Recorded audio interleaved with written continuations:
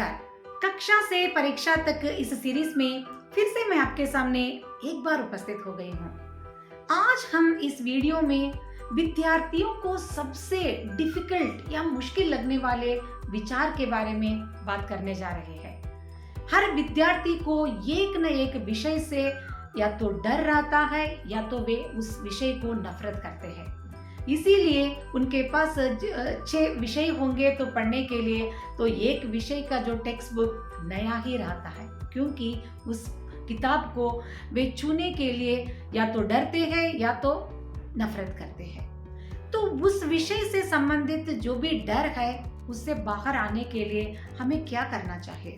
पहले विद्यार्थियों को जिस विषय से नफरत है या डर है या जो नापसंद करने वाला विषय है उससे संबंधित एक मानसिक रूप में एक विचार को आपको सृजन करना ही होगा कि जबकि आपके दोस्त उस विषय से संबंधित बहुत अच्छे अंक ले रहे हैं तो आप उनसे तुलना करना छोड़ दीजिए और आप अपने आप से यह कहिए कि मैं इस विषय में द बेस्ट ना कर पाऊंगा तो भी परवाह नहीं, जितना मुझसे होता है मैं उस विषय से संबंधित जानकारी रखने की कोशिश करूंगा। तो ऐसा एक विचार ही आप में ऊर्जा दे देता है और उस विषय से संबंधित आपको जोड़ने के लिए आपको सचेत भी करता है। और दूसरी बात यह है कि जिस विषय से आपको डर है उस विषय से संबंधित एक अच्छे से अच्छे एक विजुअलाइजेशन टेक्निक को आपको अपनाना होगा। जिस प्रकार एथलीट्स इस बार वे ब्रॉन्ज मेडल्स जीते हैं तो अगली बार की जो कंपटीशन में उनको गोल्ड मेडल के लिए वे अपने आप को संसिद्ध करते हुए विजुअलाइजेशन मेथड को वे अपनाते हैं। तो यही मेथड हम क्यों न अपनाएं और विद्यार्थी को जिस विषय से डर है वो एक विजुअलाइजेशन के साथ देखे कि वह भी उस सब्जेक्ट में अच्छा अंक प्राप्त करने वाला है। तो इस प्रकार की जो मानसिक स्थिति में आया हुआ अंतर आपको उस विषय के साथ जाने के लिए या तो उस विषय के पास जाने के लिए प्रोत्साहित कर देता है। और आपके पास ऐसे कुछ मित्र जरूर होंगे जो उस सब्जेक्ट में बहुत एक्सपर्ट भी हो सकते हैं।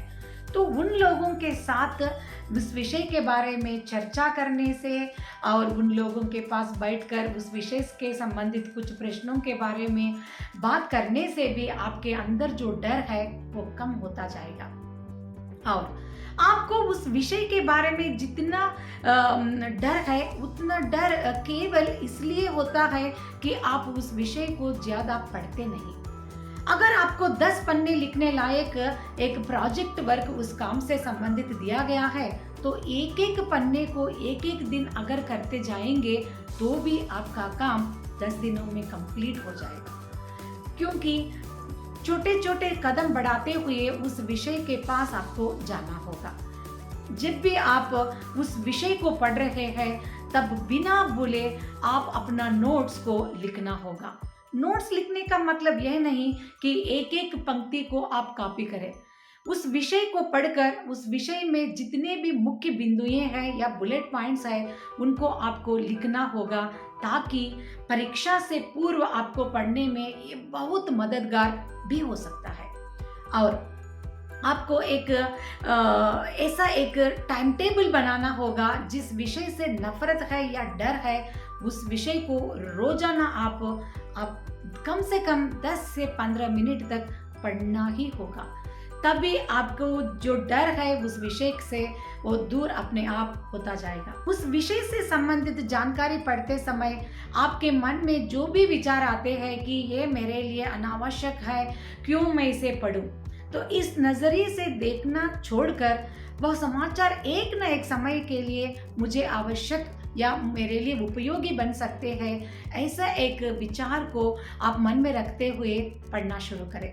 और जितना हो सके उस विषय से संबंधित जो समाचार है आपके जीवन से लागू करते हुए या आपके चारों ओर घटने वाले घटनाओं के साथ आप कनेक्ट करते हुए जब भी पढ़ते हैं तब वो ज़्यादा समय के लिए आपके दिमाग में रह सकता है।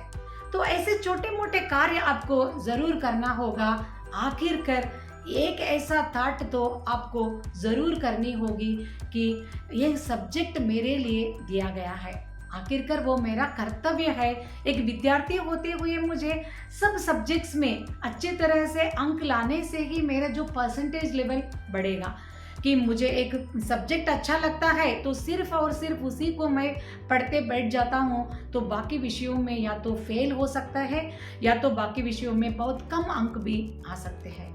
तो एक विद्यार्थी होते हुए उसका कर्तव्य यह बनता है उसको दिए गए जो भी विषय है उन सब में उनको समाचार प्राप्त करना होगा और आखिरकार उसे उनको पढ़कर अपनी तरफ से उत्तर भी लिखना है। इस प्रकार से हम सोचते हैं उस विषय को लेकर, वहां से परिवर्तन शुरू हो जाता है कि आज से आप जिस विषय से नफरत करते हैं उस विषय से प्यार करना शुरू कीजिएगा।